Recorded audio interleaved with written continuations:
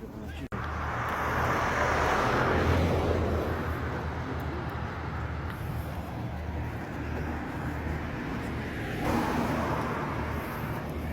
e a noastră. Poate să fie. Când vine încă la mine. Electric.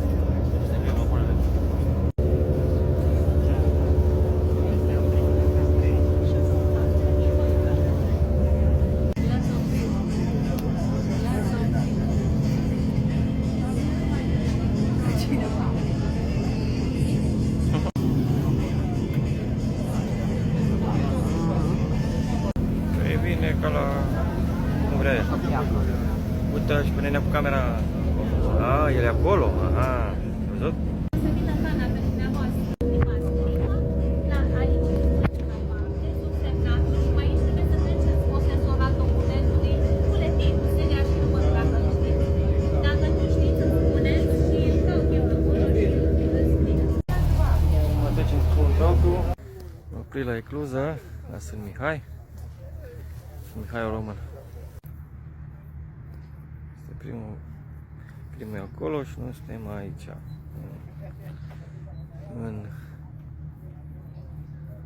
În ăla acolo, în al doilea, unde e ursul ăla. Caraman. M-am oprit. De 3. Da pe afară.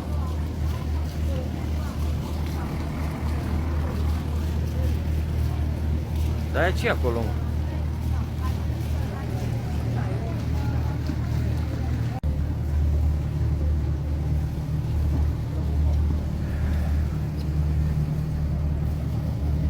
Și ursul... Dai mă capul.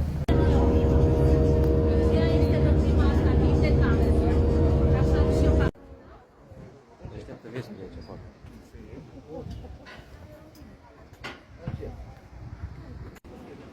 Tonul și cruza sârbească. Ce e fain.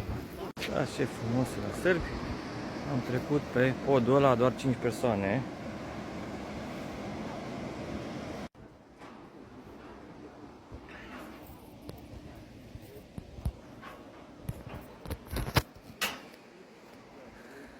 Am ajuns la Serbia.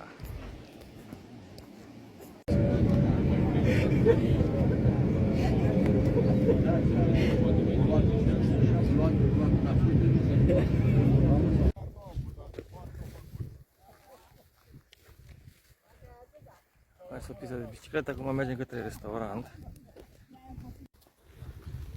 Acum mergem către autocar, din față care ne ducă la restaurant. Și care vrea merge înapoi cu el sau cu nava. Salata, cartofi și...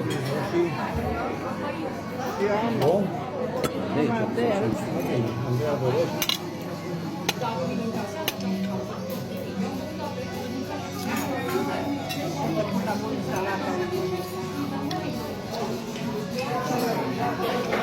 Tocmai ce am gătat și cu restaurantul MS, restaurantul, hotel.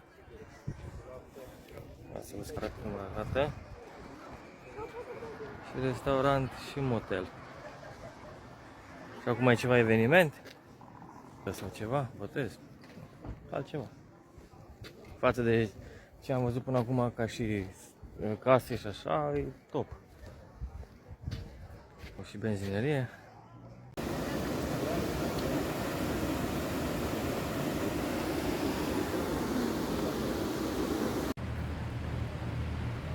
Cum am ajuns la Ecluză la Sfânt Mihai.